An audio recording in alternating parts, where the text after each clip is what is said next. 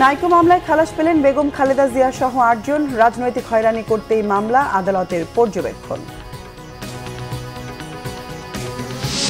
সংঘর্ষের পর থমথমে কুয়েটের পরিস্থিতি, এখন অবরুদ্ধ উপাচার্য। ক্যাম্পাসে রাজনীতি চলবে না বলে প্রভাব বিস্তার করছে গুপ্ত সংগঠন, বলছে ছাত্রদল। কুয়েটের ঘটনায় জড়িতদের দ্রুত আইনের আওতায় আনা হবে বললেন উপদেষ্টা আসিফ মাহমুদ। আওয়ামী লীগকে শুধু নিষিদ্ধ নয়, নিশ্চিহ্ন করার হুঁশিয়ারি। রাজধানীর উত্তরায় দম্পতিকে কোপানোর ঘটনায় পুরো চক্র শনাক্ত, ৫ জন গ্রেফতার।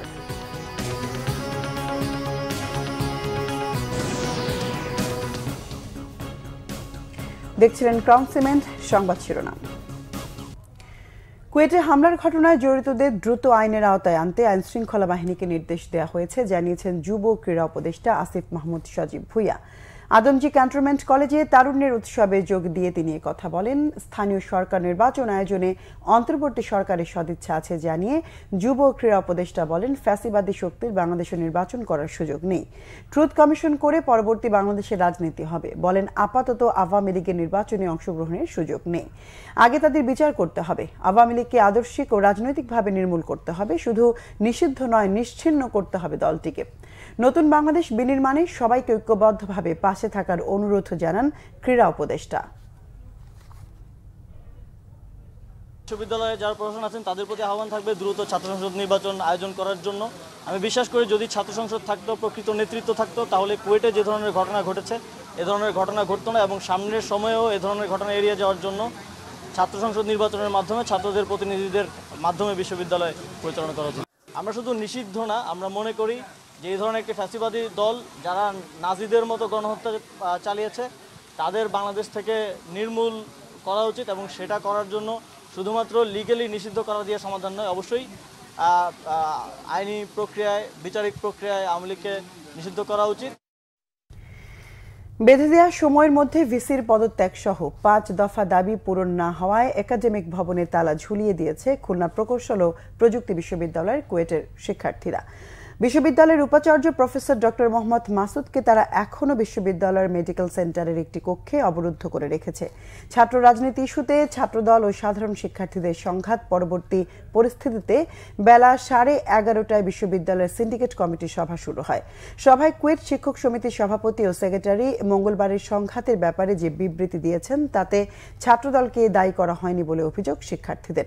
ক্ষোভ প্রকাশের পাশাপাশি পরে তারা বিশ্ববিদ্যালয়ের একাডেমিক ভবনে তালা দেয়। ছাত্রদের হল ত্যাগের ব্যাপারে সিদ্ধান্ত আসলে কোনোভাবেই তা মেনে নেওয়া হবে না বলে তারা হুঁশিয়ারি দিয়েছে। এর আগে মঙ্গলবার খুলনা প্রকৌশল ও প্রযুক্তি বিশ্ববিদ্যালয় কুয়েটের নতুন সদস্য সংগ্রহ করার জন্য ছাত্রদল ক্যাম্পাসে কর্মসূচি পালন করে। এর প্রতিবাদ করে বৈষম্য বিরোধী ছাত্র আন্দোলন ও ছাত্র শিবির সাধারণ শিক্ষার্থীদের ব্যানারে ছাত্র রাজনীতি না করতে দেওয়ার দাবি তাদের। এ নিয়ে দুপক্ষের দফায় দফায় সংঘর্ষে অর্ধশতাধিক শিক্ষার্থী আহত হয়। দর্শক, এই মুহূর্তে খুলনা প্রকৌশল বিশ্ববিদ্যালয়ে আছেন সহকর্মী আতিয়ার পারভেজ, সরাসরি যুক্ত হচ্ছে তার সাথে। আতিয়ার, বিশ্ববিদ্যালয়ের সিন্ডিকেট কমিটির সভা সহ কুয়েটের এখনকার চিত্র কেমন দেখছেন? জড়িতদের বিশ্ববিদ্যালয় থেকে বহিষ্কার করার সিদ্ধান্ত হয়েছে এবং বহিরাগত যে শিক্ষার্থীদের উপর হামলা চালিয়েছে তাদের ব্যাপারে বিশ্ববিদ্যালয় কর্তৃপক্ষ মামলা করবে এমন একটি সিদ্ধান্ত হয়েছে। আহত যেসব শিক্ষার্থী সেই সব শিক্ষার্থীদের ব্যাপারে দায় দায়িত্ব পুরো বিশ্ববিদ্যালয় কর্তৃপক্ষ নিয়েছে এমনটি সিদ্ধান্ত হয়েছে। সেই সাথে বিশ্ববিদ্যালয়ের শিক্ষার্থীদের যে নিরাপত্তা, সেই নিরাপত্তার ব্যবস্থা বিশ্ববিদ্যালয় কর্তৃপক্ষ করবে এমনটি এই সিন্ডিকেট সভায় সিদ্ধান্ত হয়েছে। এবং একাডেমিক যে কার্যক্রম, সেই কার্যক্রম আগামী 28 ফেব্রুয়ারি পর্যন্ত বন্ধ রাখার সিদ্ধান্ত নিয়েছে সিন্ডিকেট সভায়। সিন্ডিকেট সভার এই সিদ্ধান্ত ইতিমধ্যে প্রত্যাখ্যান করেছে সাধারণ শিক্ষার্থীরা।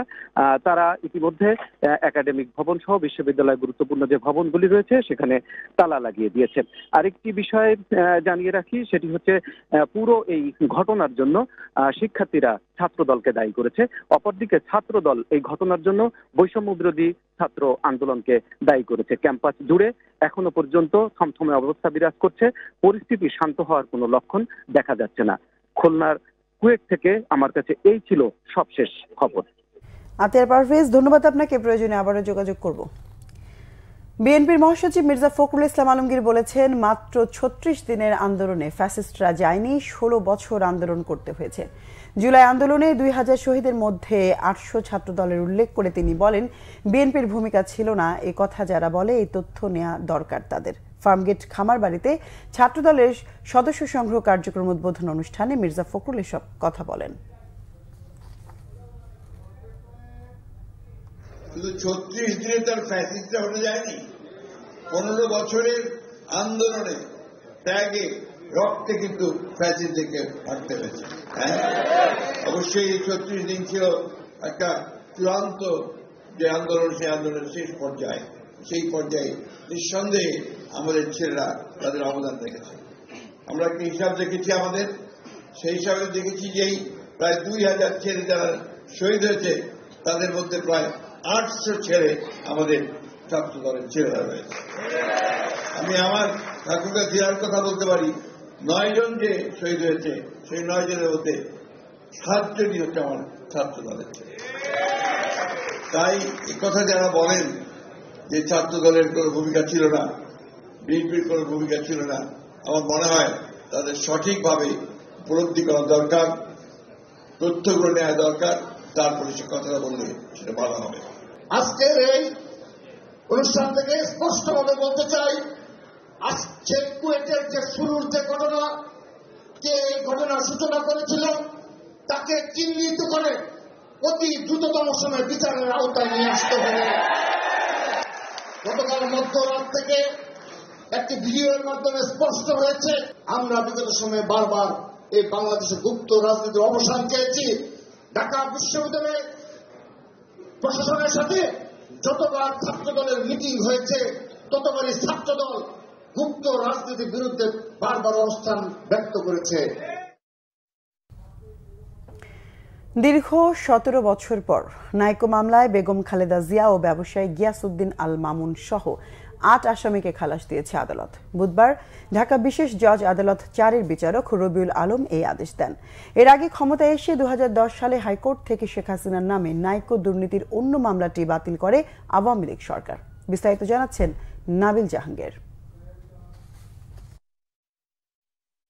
কানাডীয় প্রতিষ্ঠান নাইকোর সঙ্গে অস্বচ্ছ চুক্তির মাধ্যমে রাষ্ট্রের আর্থিক ক্ষতি ও দুর্নীতির অভিযোগে ২০০৭ সালের ৯ ডিসেম্বর বিএনপির চেয়ারপারসন বেগম খালেদা জিয়া সহ ১১ জনের বিরুদ্ধে মামলা করে দুদক। ২০০৮ সালে চার্জশিট প্রদান ও ২০২৩ সালে খালেদা জিয়া সহ ৮ আসামির বিরুদ্ধে অভিযোগ গঠন করে বিচার শুরু করে আদালত।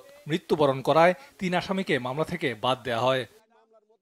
অভিযোগ গঠনের পর ৬৮ সাক্ষীর মধ্যে ৩৯ জনের সাক্ষ্য গ্রহণ ও দুই পক্ষের যুক্তিতর্ক উপস্থাপন শেষে বেগম খালেদা জিয়া সহ সব আসামি নির্দোষ প্রমাণিত হওয়ায় খালাসের রায় দেয় আদালত। আওয়ামী লীগ সরকার দুদককে ব্যবহার করে যে কাজটি করতেন সেটা হলো দুদককে বিরোধী রাজনৈতিক দলের বিরুদ্ধে ব্যবহার করেছে।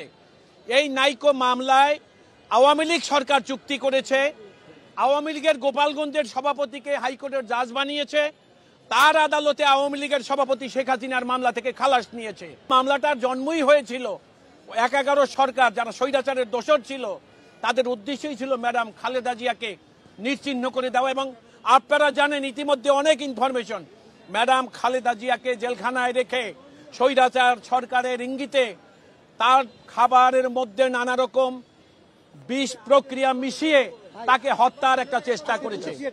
বেগম খালেদা জিয়ার আইনজীবীদের দাবি, নাইকো দুর্নীতি শেখ হাসিনার সময় হলেও তাতে ফাঁসানো হয়েছে খালেদা জিয়াকে। ক্ষমতায় এসে নিজের মামলা কৌশলে হাইকোর্ট থেকে বাতিল করিয়েছেন হাসিনা। এই মামলার মধ্যে গত ১৬ বছর বেগম খালেদা জিয়াকে অপমান অপদস্থ করবার জন্য, শুধুমাত্র রাজনৈতিকভাবে তাকে মাইনাস করবার জন্য এই মিথ্যা মামলাটা দিয়েছিল। আজকে মাননীয় আদালত আজকে রায়ের মধ্য দিয়ে বেগম খালেদা জিয়াকে খালাস দিয়েছেন, পাশাপাশি অন্য সকল আসামিকেও খালাস দিয়েছেন। তার মধ্য দিয়ে আমরা এই মামলার মধ্যে দীর্ঘ আইনি সংগ্রামের পরে আমরা আইনগতভাবে আমরা সফল হয়েছি, আমরা ন্যায় বিচার পেয়েছি। নাইকো দুর্নীতি মামলায় হয়রানি ও সম্মানহানির ঘটনায় ক্ষতিপূরণ এবং এর সাথে জড়িত দুদক কর্মকর্তাদের বিচার চেয়ে আবেদনের বিষয়টি বিবেচনা করা হবে বলে জানিয়েছেন খালেদা জিয়ার আইনজীবী। খালাস পাওয়া অন্য আসামিরা হলেন ব্যবসায়ী গিয়াসউদ্দিন আল মামুন, জ্বালানি মন্ত্রণালয়ের সাবেক ভারপ্রাপ্ত সচিব খন্দকার শহীদুল ইসলাম, ঢাকা ক্লাবের সাবেক সভাপতি সেলিম ভুইয়া, সাবেক সিনিয়র সহকারী সচিব CM ইউসুফ হোসেন, সাবেক মুখ্য সচিব কামাল উদ্দিন সিদ্দিকী, বাপেক্সের সাবেক মহাব্যবস্থাপক মীর মইনুল হক ও নাইকো রিসোর্সেস বাংলাদেশ লিমিটেডের সাবেক প্রেসিডেন্ট কাশেম শরীফ। নাবিল জাহাঙ্গীর, বাংলা ভিশন, ঢাকা। উত্তরায় পথচারী দম্পতির ওপর হামলার চাঞ্চল্যকর ঘটনায় জড়িত পুরো চক্রকে শনাক্ত ও 5 জনকে গ্রেফতার করেছে ডিএমপি। এক ব্রিফিংয়ে তথ্য জানানো হয়েছে। ডিএমপির উত্তরা বিভাগের ডিসি রনক জাহান জানান, মোটরসাইকেলে থাকা 3 জন মেহবুল হাসানের সাথে তর্ক শুরু করে এবং এক পর্যায়ে তাকে মারপিট শুরু করে। সে সময় ভিকটিম দম্পতি আশপাশের লোকজনের সহযোগিতায় আক্রমণকারী একজনকে ধরে ফেলে ও মোটরসাইকেল আটক করে। এ সময় ফোন করে সে তার আরও কয়েকজন সহযোগীদের ডেকে নিয়ে আসে। তারা দেশীয় অস্ত্র রামদা সহ ঘটনাস্থলে এসে উপস্থিত জনসাধারণের মধ্যে ভয়ভীতি সৃষ্টি করে রামদা দিয়ে মেহবুল হাসানকে এলো পাতারি আঘাত করতে থাকে। এ সময় নাসরিন আক্তার ইপ্তি তার স্বামীকে বাঁচানোর জন্য চেষ্টা করলে সন্ত্রাসীরা তাকে রামদা দিয়ে আঘাত করে। পরে অভিযান চালিয়ে আসামিদের গ্রেফতার ও 2টি রামদা উদ্ধার করে পুলিশ। তো আসামিদের তথ্য মতেই আমরা পরের দিন আলফাজ ওরফে শিশির নামে একজনকে আব্দুল্লাপুর থেকে গ্রেফতার করি এবং পরবর্তীতে তার দেওয়া তথ্য মতে আমরা সজীব এবং সাইফ এই দুজনকে আমরা পরবর্তীতে টঙ্গী এবং টঙ্গীর মাজারবস্তি এলাকা থেকে তাদেরকে আমরা গ্রেফতার করি এবং আসামিদের সঙ্গে থাকা যে 2টো রামদা আমরা দেখতে পাই সেগুলো উদ্ধার করা হয় এবং তাদের ব্যবহৃত 3টা মোটরসাইকেলের মধ্যে 2টি মোটরসাইকেল আমরা উদ্ধার করতে সক্ষম হই। ইতালি গমনেচ্ছু বাংলাদেশি কর্মীদের দীর্ঘদিন ঝুলে থাকা ভিসা আবেদন দ্রুত নিষ্পত্তি করা হবে বলে জানিয়েছেন দেশটির উপ পররাষ্ট্রমন্ত্রী মারিয়া ত্রিপদি। পররাষ্ট্র মন্ত্রণালয়ে পররাষ্ট্র উপদেষ্টা তৌহিদ হোসেনের সঙ্গে সৌজন্য সাক্ষাতে বিষয়টি নিশ্চিত করেন তিনি।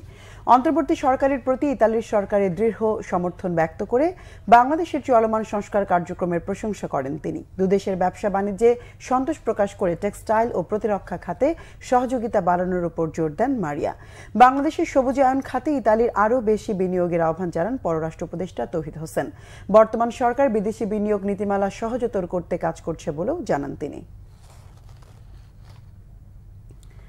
শেখ হাসিনার সাবেক সামরিক সচিব ও সাবেক সংসদ সদস্য অবসরপ্রাপ্ত মেজর জেনারেল সালাউদ্দিন মিয়াজিকে যশোর থেকে আটক করা হয়েছে। মঙ্গলবার রাতে সদর উপজেলার চাচড়া ইউনিয়নের শ্যামল ছায়া পার্ক থেকে তাদের আটক করা হয়। পুলিশ জানায়, শ্যামল ছায়া পার্কে ঝিনাইদহ 3 আসনের সাবেক সংসদ সদস্য সালাউদ্দিন মিয়াজি আত্মগোপনে রয়েছে এমন খবরে বৈষম্য বিরোধী ছাত্র জনতা পার্কে অবস্থান করে। তাদের দেখে সে সময় পার্কে থাকা লোকজন ছাত্রদের উপর চড়াও হয়। খবর পেয়ে পুলিশ ঘটনাস্থলে যায়। এক পর্যায়ে রাত 12:30টার দিকে সালাউদ্দিন মিয়াজি ও তার শ্যালক জাকির হোসেনকে আটক করে পুলিশ। রূপগঞ্জে হেফজ মাদ্রাসার শিক্ষক তার মা ও ভাইকে কুপিয়ে জখমের ঘটনায় 6 জনের নাম উল্লেখ করে মামলা করেছে আহতদের পরিবার। রূপগঞ্জ থানায় সকালে এই মামলা দায়ের করেন মাদ্রাসা শিক্ষকের বড় ভাই খালিদ হাসান মিলন।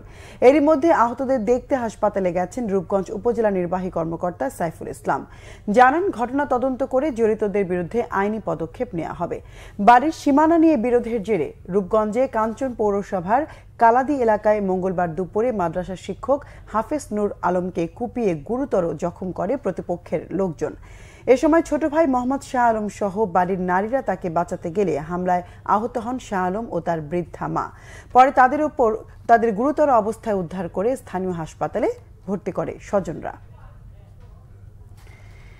বাগেরহাট জেলা প্রশাসকের কার্যালয়ে 2টি পুরনো ভবন নিলাম প্রক্রিয়ায় দুর্নীতির অভিযোগ উঠেছে। ক্ষমতার প্রভাব খাটিয়ে ভবন 2টি অপসারণের কাজ হাতিয়ে নিয়েছেন খুলনা মহানগর যুবলীগের সাধারণ সম্পাদক শেখ শাহজালাল হোসেন সুজনের প্রতিষ্ঠান। বঞ্চিত ঠিকাদারদের দাবি, অনিয়ম করে কোটি টাকার ভবন 2টি দেয়া হয়েছে মাত্র 38 লাখ টাকায়। পুনরায় নিলামের দাবি তাদের। বাগেরহাট প্রতিনিধি মাসুদুল হকের তথ্য ছবিতে ডেস্ক রিপোর্ট। 2024 সালের 6 মার্চ বাগেরহাট জেলা প্রশাসকের কার্যালয়ের ব্লক 1 ও ব্লক 2 ভবন ভেঙে ফেলার জন্য নিলাম দরপত্র আহ্বান করেন তৎকালীন গণপূর্ত বিভাগের নির্বাহী প্রকৌশলী অমিত কুমার বিশ্বাস। গণপূর্ত বিভাগের নির্ধারিত রেট অনুযায়ী 2টি ভবনের সর্বনিম্ন মূল্য ধরা হয় 37,03,293 টাকা। নিলাম 150 ঠিকাদার শিডিউল কিনলেও দরপত্রে অংশ নেন মাত্র 10 জন। অভিযোগ রয়েছে বাকি 140 জন ঠিকাদারকে সুযোগই দেয়া হয়নি। প্রভাব খাটিয়েছেন বাগেরহাট যুবলীগের সভাপতি শেখ পরিবারের আস্থাভাজন নাসির উদ্দিন ও যুবলীগ নেতা হুমায়ুন কবির পলি।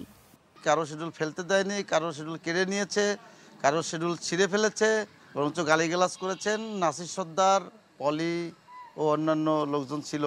30 লক্ষ টাকায় বিক্রি হয়েছে। এই বিল্ডিংটার দাম আছে 1 কোটি টাকা। এটা জোরপূর্ব 38 লক্ষ টাকায় দিয়ে দেওয়া হয়েছে। রাজস্ব থেকে সরকার যে বঞ্চিত হয়েছে সেই রাজস্ব পুনরুদ্ধার করা উচিত। ভবন দুটির নিলাম প্রক্রিয়ায় স্পষ্ট দুর্নীতি হয়েছে উল্লেখ করে অন্তর্বর্তী সরকারকে আগের কার্যাদেশ বাতিল করে পুনরায় দরপত্র আহ্বানের কথা বলছেন সুশীল সমাজের এই প্রতিনিধিরা। এটা তো বিক্রি করা হবে একটা ন্যায্য দামে, যেখানে কোটি টাকা দাম, সেখানে যদি মাত্র কয়েক লক্ষ টাকায় এটি বিক্রি হয়ে যায়, কেন হচ্ছে? আমরা জানি বিগত সরকার যে কাজটি করেছিলেন, যে কখনোই যাচাই বাছাই করা হতো না রাষ্ট্রীয় পর্যায়ে। আমরা এটা আশা করব যে এটা রিটেন্ডার হবে। কোনো অনিয়ম হয়নি বলে দাবি গণপূর্ত বিভাগের কর্মকর্তার। আমি ব্যক্তিকে চেনার কথা না, আমি বাংলাদেশের সকল রাজনৈতিক নেতাকে আমি চিনব না। এখন আমি চিনব উনি একটা ব্যবসায়ী, উনি অকশন করেছেন, নিলাম অংশগ্রহণ করেছেন এবং এটা নিলামে সর্বোচ্চ বিডার হয়েছে। সেক্ষেত্রে সরকারের কোনো রাজস্ব এখানে ক্ষতি হয় নাই। সরকারের রাজস্ব আমি বরঞ্চ মনে করি 37,03,000 টাকা, এখানে সরকার আরও 98,000 টাকা রাজস্ব বেশি পেয়েছে। 1990-এর দশকে বাগেরহাট শহরের খারদারে জেলা প্রশাসকের কার্যালয় ভবন নির্মাণ করা হয়। Bangla vision news desk. সংবাদ শেষ করব ক্রাউন সিমেন্ট শিরোনামগুলো আরেকবার জানিয়ে। নাইকো মামলায় খালাস পেলেন বেগম খালেদা জিয়া সহ 8 জন। রাজনৈতিক হয়রানি করতে মামলা, আদালতের পর্যবেক্ষণ। সংঘর্ষের পর থমথমে কুয়েটের পরিস্থিতি, এখন অবরুদ্ধ উপাচার্য। ক্যাম্পাসে রাজনীতি চলবে না বলে প্রভাব বিস্তার করছে গুপ্ত সংগঠন, বলছে ছাত্রদল। কুয়েটের ঘটনায় জড়িতদের দ্রুত আইনের আওতায় আনা হবে বললেন উপদেষ্টা আসিফ মাহমুদ। আওয়ামী লীগকে শুধু নিষিদ্ধ নয়, নিশ্চিহ্ন করার হুঁশিয়ারি। রাজধানীর উত্তরায় দম্পতিকে কোপানোর ঘটনায় পুরো চক্র শনাক্ত, 5 জন গ্রেফতার।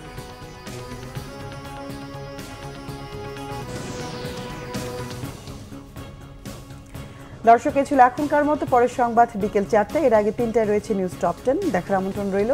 এছাড়া বাংলা ভিশন সংবাদ ও সংবাদ সংশ্লিষ্ট অনুষ্ঠান দেখতে ভিজিট করুন www.bvnews24.com ও facebook.com/banglavisionnews এবং সাবস্ক্রাইব করুন youtube.com/banglavisionnews।